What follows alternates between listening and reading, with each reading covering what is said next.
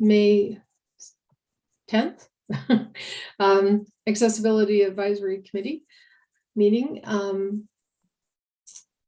Can I have an approval of the agenda? Krista and Councillor Broderick. Okay, disclosure of any disqualifying interests or general nature thereof. Seeing none. Approval of the previous minutes. Were they attached? Did everybody get a copy of them? Okay. Can I have a motion to accept the minutes as presented? Krista and Deb? Are there any opposing, motion to carry? All those in favor? Okay, any negative? Okay, motion carries. Okay, business arising out of the minutes. Sorry, I don't have the minutes in front of me. Just up here.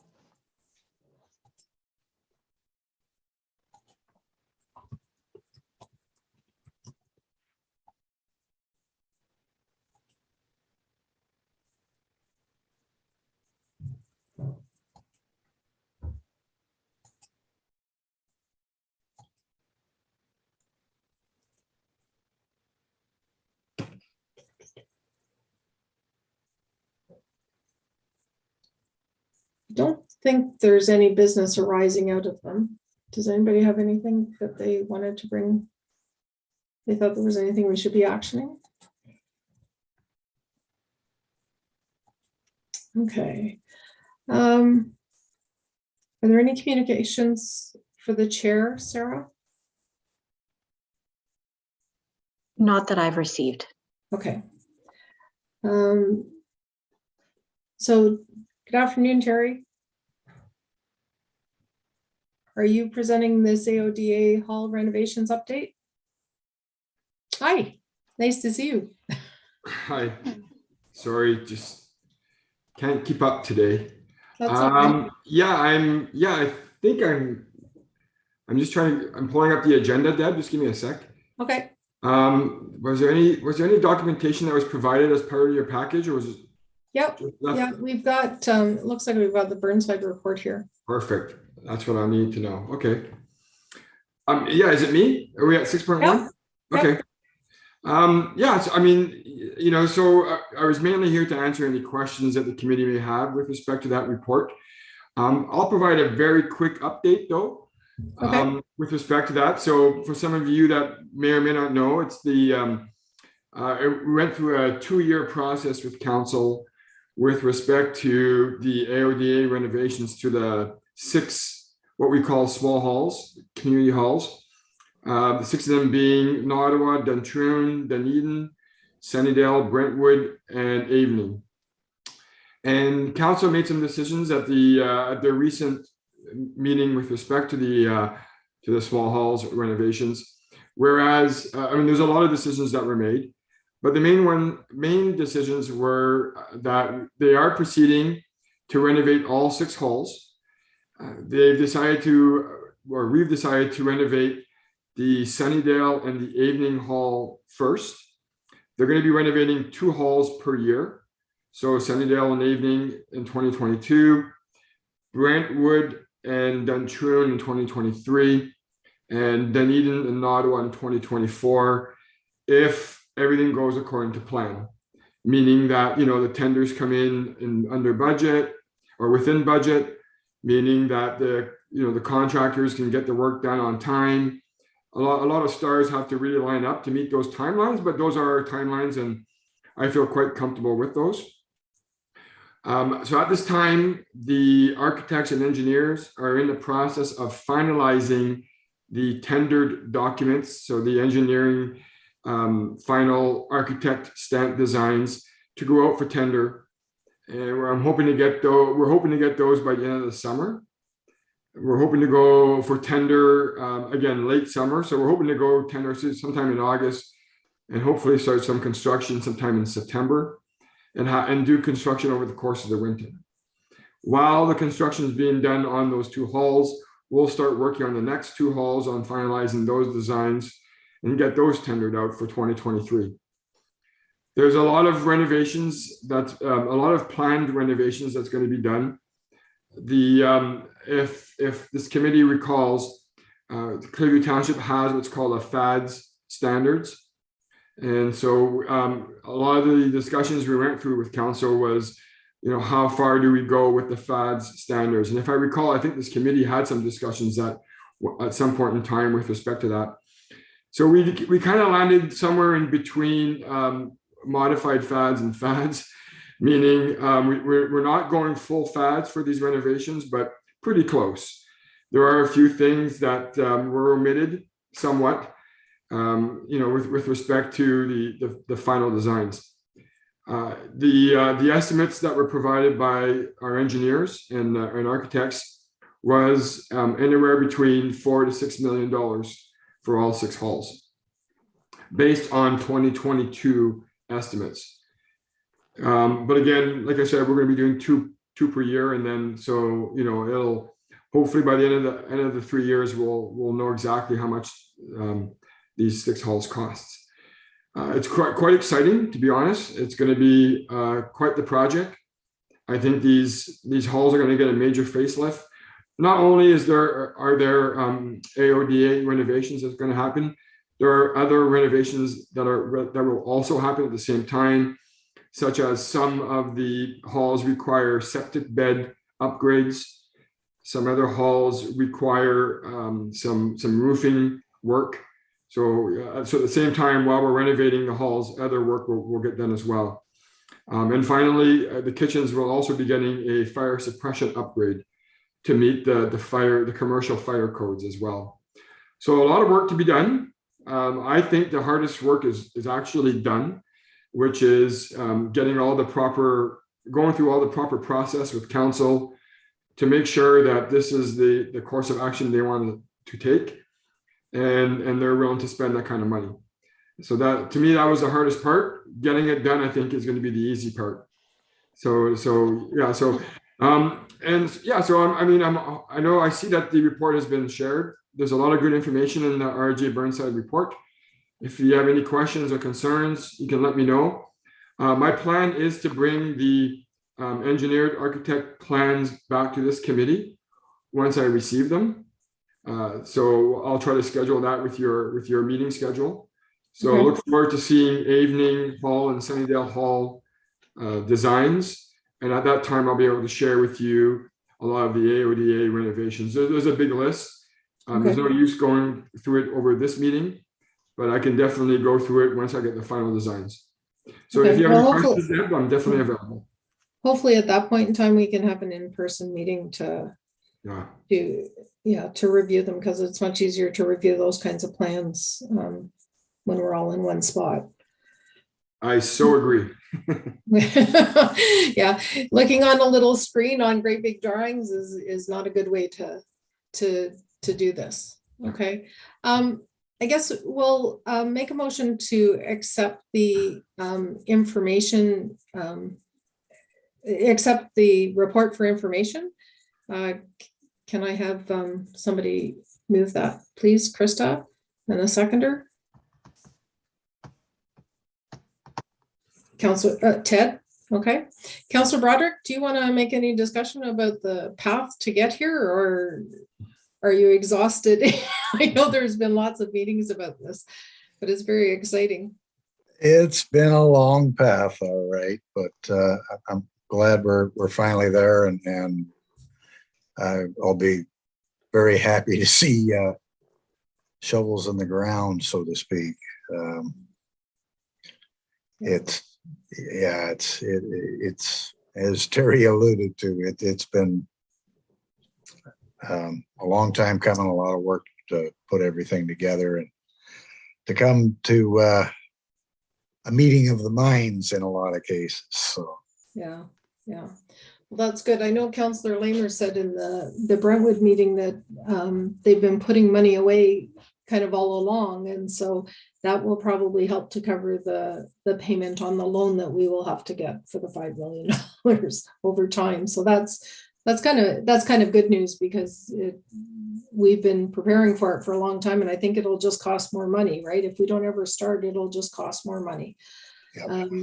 I think the other thing I think these halls have made us recognize too is that the FADS document, although it's a good document, it's a living document that maybe we need to look at. Like there are gold standards, but we may be preventing ourselves from doing certain things just because we set that gold standard.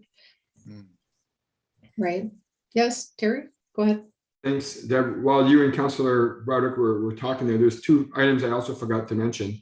The other one, the renovations that are planned is also includes proper parking outside the hall. So if you're familiar with the halls, you know that the proper accessible parking is not present.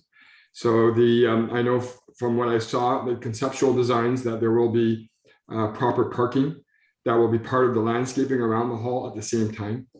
And another part that I forgot to mention about the process, which to me is, when I said it was one of the hardest part and one of the most important part, and probably the hardest part for me, was to make sure that all the halls agreed with the conceptual designs that were brought up. If, you know, especially for you, Deb, you've been a long-time counselor, you know that it's difficult to get everybody on the same page with respect to what needs to be done.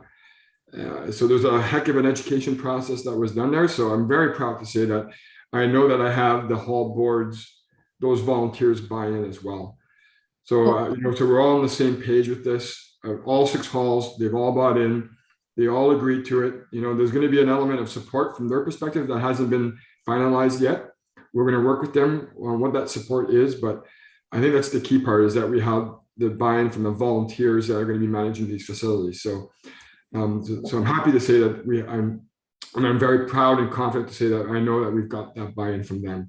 And it obviously helped council make their decisions, right? So having that buy-in by those volunteers. So I forgot to mention that, which is very important. I know these meetings are videotaped. And so I just wanted to make sure that that was mentioned. And as well, the parking lots will all be done properly as well. Excellent. That's good to hear. That's good to hear. Yes, Tammy?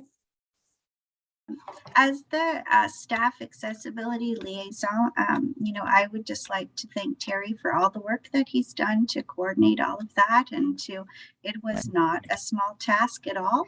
And he you know, looked to this group, our committee, to make sure that you know, our needs were being met from the FADS document, but also suggestions and recommendations, and meshing that all together is no small feat. So from myself, Terry, thank you for doing all of that really hard work.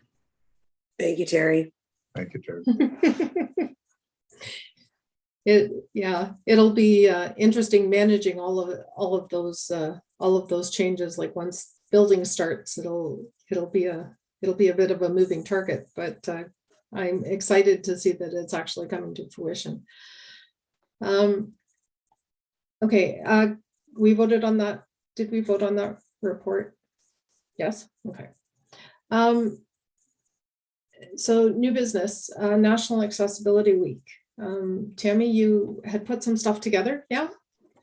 Yeah, so each year we do a newspaper article, and so I do believe that was sent around. So that'll be advertised in the local newspapers the week of National Accessibility Week, which the exact dates are escaping me at the moment, but it is that week that May turns into June, always. Okay. We've also coordinated the banners to go up in both Stayner and Creemore. They'll be up for a 2-week duration, and so that will help advertise and celebrate the hard work that's being done here and within our township to help with accessibility needs. Okay, good. That's excellent. Oops. Now, was there anything else on that report, Terry, that you wanted? Oops. No, I think that's it, Deb. Thanks for asking.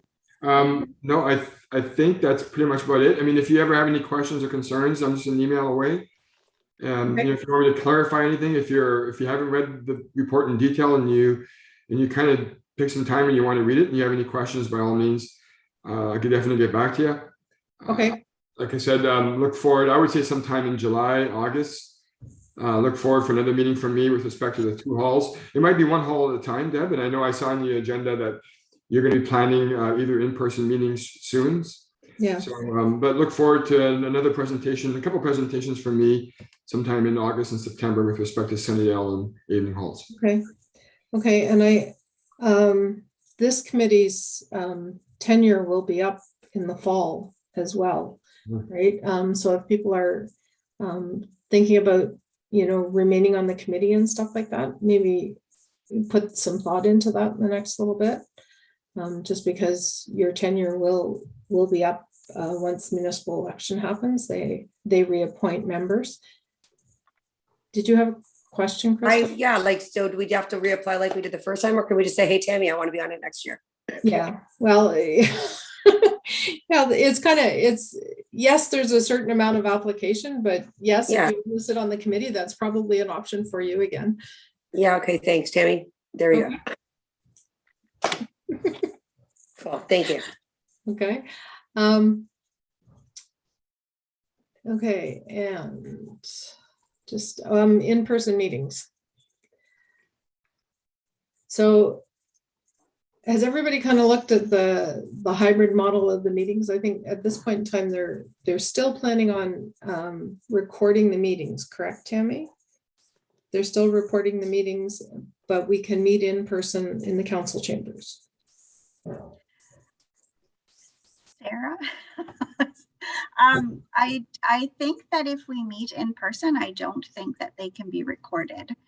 Okay. I might be incorrect there. I do think, though, that if the decision, well, I know for sure if the decision is to continue in a hybrid fashion, so if folks are concerned about meeting in person and want to still join virtually, that's an option. And at that point, it's recorded, because at that point we're using the technology. Yeah. Okay, and I think sometimes, depending on what our agenda looks like, for everybody to travel for a short meeting, that's not a wise use of our gas money in these times, unfortunately. But it sounds like some things may be happening, and maybe we wait until we can have a fulsome meeting, and if we're going to meet in person. Right, because I think for the most part, we've kind of set aside July and August, depending on what's going on, for a meeting of the call of the chair. But then with Terry and these other reports coming forward, we may have to meet in August or early September. And I think the other thing too is there's a couple of conferences that happen in September. Sorry, I'm looking to you, Tammy. There's usually that dinner, function that is attended by one or two of the committee members that happens in Barrie. Is that independent living? It's not called independent living anymore, but no, and that's why I'm struggling. But definitely that's a function that's often attended, and it does happen very early in the month of September. Yeah. So it usually is quite quick turnaround, but when we get back together after the summer to committing to that. Yeah. Is there somebody that it would be interested in going to that? If somebody stepped forward, we could probably make a motion now. Yeah.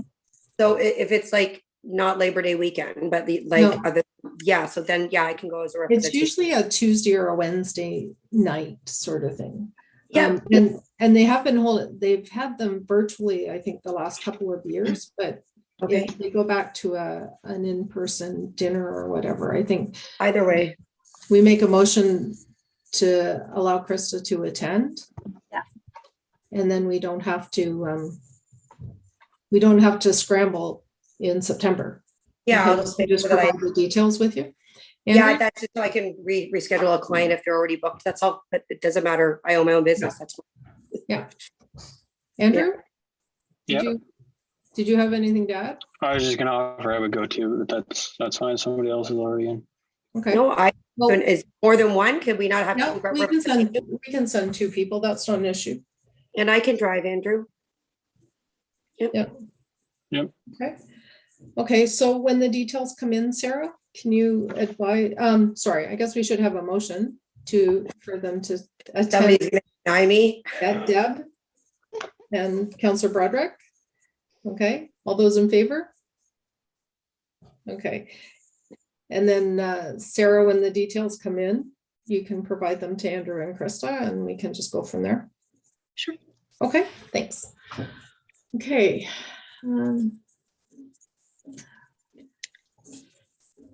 Sarah, did you have more to add about the in-person and if that can be recorded? Do you know those details? Yeah, so if you are doing in person, I think at this point, I'm not really sure what they've decided. Like I said, I'm just stepping in for Kayla now, so I'm just taking a look here. I think it's encouraged that we choose a method and go with it. We can offer the hybrid. However, it needs to be understood that if there's another meeting of urgency, council especially, then this meeting would be bumped. But as far as virtual meetings are allowed to be live streamed, but if you're in person, there's no longer live stream to YouTube. Okay. Okay. Just Is everybody comfortable if we were to meet in person? Like, you know, as far as the comfort level goes, is everybody comfortable to meet in person? Okay. So I think maybe what we'll do is, depending on what comes up in June, if we don't need to, like, if there isn't drawings or something for us to look at, maybe we can forego June's meeting and possibly July's. And then once we have information in August, we can meet. Hopefully we'll keep in touch with Terry and hopefully we'll have some information available by August when we'll be able to meet in August. How does that sound for everybody? Yeah, we're good with that? Because it just seems like we're kind of, there's been some exciting things going on in the last little bit, but we've also had some very short meetings because there hasn't been a lot on our agenda. I think one of the things, I was just looking for the email I sent to Kayla because I had a discussion with her about maybe thinking about things you'd like to see the accessibility committee look at, maybe in the next, because we're coming to the end of our tenure. If there's if we'd like to make a recommendation to council or something about things that we could be looking at, or whether there's things that we think could be changed in the next term of council, and maybe have a discussion about that. I think we also on this particular agenda, we put a FADS review, which I think at this point in time is probably a good idea, because there are some things that were never kind of addressed. The last time we looked at the FADS document, one of them had to do with transportation, because at the time that the initial accessibility plan was put together, sorry, that wasn't FADS, I'm sorry. Yes, no, it was FADS. Yeah, when it was initially put together, there was no transportation. We didn't essentially have a transportation portion of it. Now, we did go through and do a bit of an audit, but maybe that's something to bring to council's attention. Something we could look at is bringing to council's attention, because we know some of the issues that have been brought forward to us because of the bus stops and stuff like that. There's no shelters there. They sometimes don't get cleared. How close curb cuts are to the shelter, to where the stops are. Because I can see where public transportation is going to be more of an issue going forward. I think you'll find more people will be using it.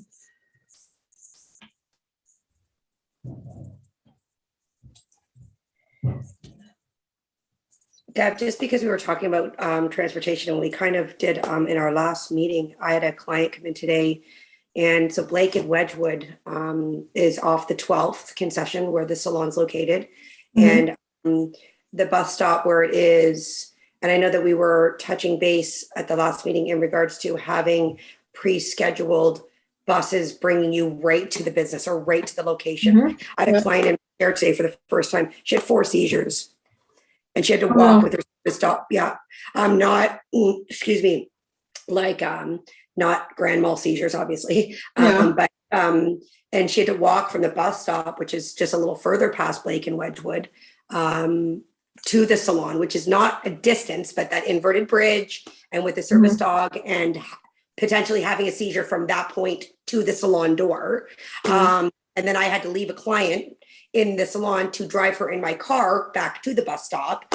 And I know that my salon is not on a route, but I just kind of I was like, oh, I have my accessibility meeting today. And this just happened in my salon. And it was a really great opportunity for me to kind of like bring that up and who do I go to talk to? Who does she talk to? Is the whole suggestive driving to the front door of a business, because I'm a business. You know, and it's not on a bus route. How does she go about doing that? Because we just touched base on it last meeting and there really wasn't a lot to it. So, and I would hate to know that she's having a seizure walking across that bridge, which is the 12th is busy. So Yeah. And it's not like there's sidewalks and curbs and everything. there's else. nothing. Yeah. There's nothing. Yeah, and I think like that's the whole discussion Okay, good. brings forward what Dan was talking about last week. Now, the whole thing has to be approved and get in place, and we were kind of at the forefront. Oh, I know. Yeah, I know. I mean, So it may take a while, but there's 3 it's towns that have to get involved in this too, and I respect that. And I mean, in the meantime, I'm just gonna schedule 15 or 20 minutes beforehand and afterwards, and lose 45 minutes of work time to pick her up and drop her off at home. I mean, but that's what small communities do. So, and that's what small businesses do. Yeah. And I told her I have no problem doing that. But first time in the salon, I didn't know what I was had to do with. So, but yeah, going forward, I just want to, if for any reason I miss a meeting going forward, and that is a topic of the meeting, somebody reach out to me, please. Everybody remember that I've got these clients that are in need. So that would be great. Thank you very much. Okay, good. And you know what? You don't even think about that stuff. Go ahead, Andrew. The bus route's probably, or the bus service is probably cheaper than curb cuts and sidewalks anyway. Oh yeah, 100%. And I mean, just by the way that it comes down the 12th and makes a left up Wedgwood and then to get to the superstore versus going to the inverted bridge. I mean, my driveway, well, my ex-husband's driveway, but anyway, that driveway is quite large and the bus could pull in and certainly back out and turn around. So it's not like we've got a big city bus like Collingwood. So I just, I know that that's going to be an option. And because I am a business, even though it's in a residential home, I know that the bus can go there. So I just didn't know if there's going to be applications for that or if, I mean, my business is registered with Clearview. So that's all that matters, I think, right? Yeah. Good. Awesome. Okay. Okay, good. we have note of it. So that's a good thing too. Yes.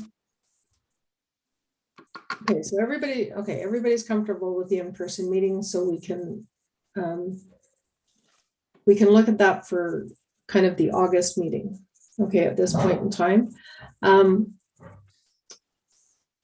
So and Deb, sorry, yes. Deb, if you need a ride or anything for in-person meetings for whatever reason, the other Deb, coming. Yeah, if there's anybody coming from the beach, and if they're not, let me know because I'll be coming from work, which is halfway between Wasaga, and I'll pick you up. Okay, hon?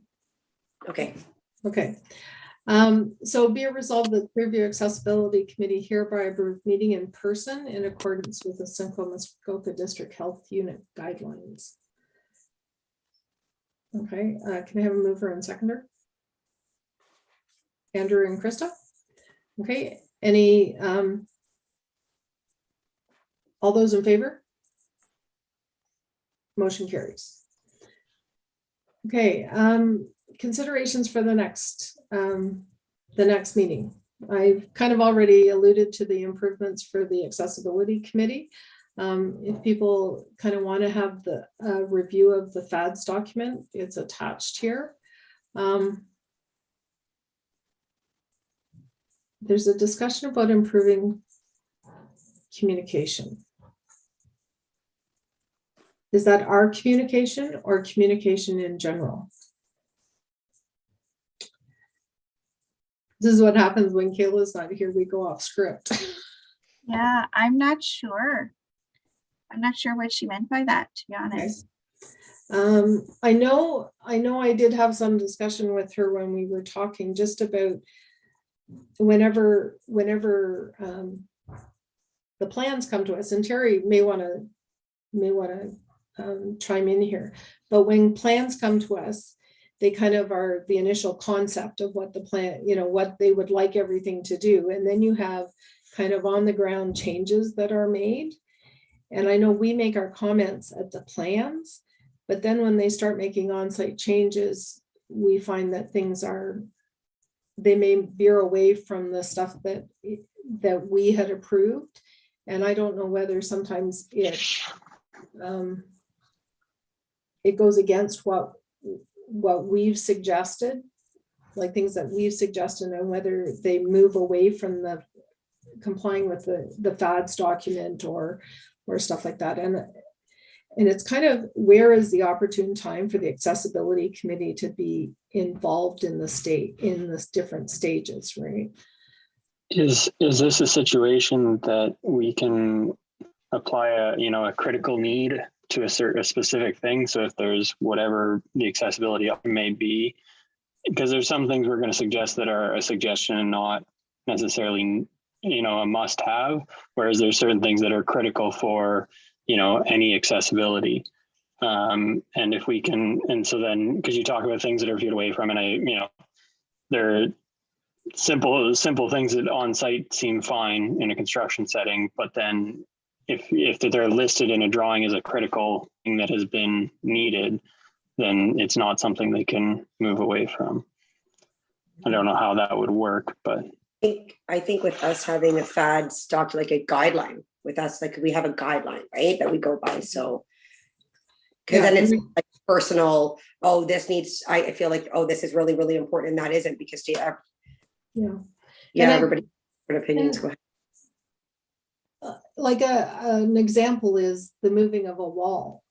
I know that there was one building that was built, and it was essentially the wall was moved to the wrong side of the line. Okay, initially, we kind of did the sketch was done, and then the drawings were done, and then it turned out that it was out by a concrete block wall because it was on the wrong side of the line. And that we initially caught, but it was going out to tender when it was caught, which can be costly, right? But then you get other things where we're looking at maybe gardens or whatever, where we can have raised gardens and stuff like that, and it's kind of pushed aside, but then other changes are made later on that really those gardens might have advanced it to be more accessible for people. Yeah. Like there's kind of there's so but much stuff, like it's such a moving target, right? Because what you start at concept and then what actually ends up at the end. And we've had projects where when it's done and we come and somebody's in a wheelchair and all of a sudden, like the grade on the property is so steep they can hardly get up the parking lot, and those kinds of things we can't necessarily conceptualize, and people on the ground don't necessarily think about that stuff whenever they start paving, putting in the concrete and everything else. I don't know, that's just, and I'm trying to think of some way to improve the communication that way. So it's just kind of, it's more food for thought and how we can improve that, because I think we're moving to a point where people are actually thinking about its accessibility when they're planning stuff. And it's not just about mobility, it's about sight, and it's about all hearing and everything else. And, you know, now I can appreciate more about how clear sound is and everything else. Just getting hearing aids in the last 6 months, it's very different. When I sat on council and I said I couldn't hear, I honestly couldn't hear. You know, so those are the things that we look forward to kind of improving over time. But how that communication happens, right? And whether in hopes that we could be involved in more than just the initial process, because as things change, I think the accessibility committee should kind of have at least a look at it, right? If things are changing. Yeah, go ahead, Krista.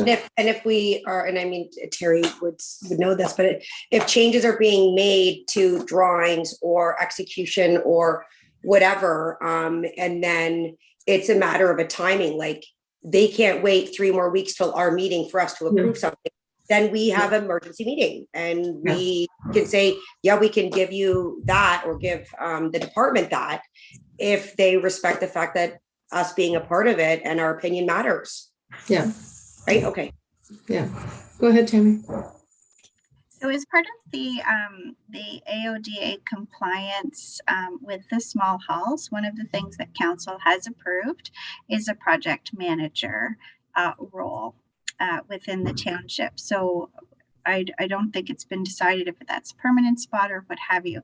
But at this current time, we don't have somebody that's dedicated to following projects through from start to finish and, you know, observing the changes in those plans and from a lens of accessibility and compliance. So maybe that is something that we might have more point-to-point contact with. To be honest with you, there hasn't been a lot of projects, and my recollection is I can't think of the last time we had a big enough project where something got changed that it wasn't any longer accessible. But I can see how it could happen. Mm-hmm. So go ahead. So what I'm sort of thinking, you know, when we're providing our recommendations on plans, I think Andrew raises a great point. You know, if there was things in there that, you know, we highlight as, you know, critical needs. And if we have a project manager, someone that is on staff to follow those plans and those projects all the way through, then that might be something that they might be able to dedicate more attention to. Yeah. That sounds good. Terry? I can perhaps add a little bit to Tammy's point. So if I understand correctly, the concern is, you know, what happens once a project gets approved, you know, what happens when the plans change or as they get going, something changes along the line. We've typically relied on the engineers that we hire. RG Burnside is our engineer of record, as well as the billing department. They're both quite versed with the FADs. I would even say they're probably the most versed people on FADs standards. So as these changes happen, they're the ones that approve these changes. They don't even ask me as staff. They know the building code requirements. They know the FADs requirements. So we rely on them to make sure that the changes are as per those specs. They're our experts. So that's who we rely on. If the discussion is, do you want them to come back and communicate what they've decided on to the committee? That can probably happen. You know, they could always report back, I suppose, but they're our experts. So I might be misunderstanding a little bit with respect to seeking the committee's feedback. I mean, again, I'd have to look at the terms of reference for the advisory committee. My understanding is you're an advisory committee to review. I don't know if you guys are part of the approval process. I think council is the one that approves, and again, council relies on these experts to make these decisions. I think it's really project specific. You know, we're going to really there's different size of projects out there. Are we talking a $6 million small halls project, or are we talking a very small garden project, right? There's a drastic difference between those two. Mhm. But I'm referring more to the bigger tendered projects. Again, we rely on our experts, which is the building department and our engineers. They're actually, I know of a lot of examples where we've kind of forgot about FAD standards, and our engineers, who are RJ Burnsides, I'm impressed with the level of understanding that they have on the FADs. Plus Scott Pattison, I don't see him on the screen, but he's usually part of these committees as well. And I think he was part of drafting that FADs document. So again, we rely on him and his team at the building department to Well, make and- the decisions, right? So Yeah. I just kind of wanted to clarify a little bit of who we rely on today to make those decisions. If you want changes to those, I mean, anything's a possibility. You'd have to probably go to council to ask for that, that step to be taken whenever changes are required. Well, and maybe, and the other thing too is maybe things are changing as we're moving along and maturing, as far as an accessibility and a municipality that's looking at accessibility. Maybe that issue isn't there anymore. Okay, but I've just kind of, some projects that we've had in the past, we've kind of struggled with them after the fact, after the concrete's poured and the electrician's been in and everything else, right? And you kind of go, right? Well, if that happens, Deb, I mean, somebody at the building department or somebody at Burnside will have to explain themselves on why that, if we use your moved wall example, somebody's going to have to explain themselves, because there are building codes and there are FAD standards, they know it. So if they need a change, they have some answering to do. Yeah. And the building, and the other thing too is our FAD stuff is a little bit different than the build. Yeah, go ahead, Andrew. Yeah, OBC and AODA are not the same thing. Yeah. Building code does not necessarily follow what AOD requirements are, and AODA requirements are only required in certain situations. So if they're not necessarily required in a situation, then they can be overlooked, even though as a public building, it really should be followed to a T. Yeah. Yeah, good point. But we as Clearview Township, we have our own FAD standards, which is awesome. And so so that's over and above the OBC code, which is fantastic. But both our building department and our engineers are very aware of those FAD standards, as well as AODA requirements, right? There's also the minimum AODA requirements. FAD is over and above the minimum requirements, again, which is fantastic. But Yeah, I feel confident that our building department and our engineers are, know those standards quite well. And so if there are changes, we rely on them. And I think sometimes, Terry, too, is we get caught up in the nice to have, and staff will tell us we're not required to do that, but for a little bit extra money, and at the recommend, something to recommend to council. Now that those are the kind of things is we might recommend to council that in this particular project we'd like you to do this. It's like having the accessible porta potties at the community, not at the community centers, but at the baseball fields. We're not required to do that. Okay, we're not required to do that, but it's so much easier for everybody if we have them. Right, like and that's not going to be in a FADS document, but that's something, if the municipality is going to look at accessibility, and it's something that we can do. It's kind of a recommendation that our accessibility committee might make to council. And if recommendations are made now, while things are being in construction, versus it might have been overlooked and then having to be done in 5 and 10 more years when it's going to cost twice as much, it saves time and money, right? And that's all. Okay. Yeah. Tammy, did you have something to say? No, it wasn't. Okay, I didn't see your hand up. Okay. Anyways, I think we know where we're standing, and we, it's good for us to take a review now, and because we've worked in with the FADS document and stuff like that, and we looked at what's happened with the small halls, and we kind of made some concessions there to make it affordable for us. So I'm very excited that we're moving forward instead of saying, well, we'll have to wait until we have more money. So that's good. I'm really looking forward to that.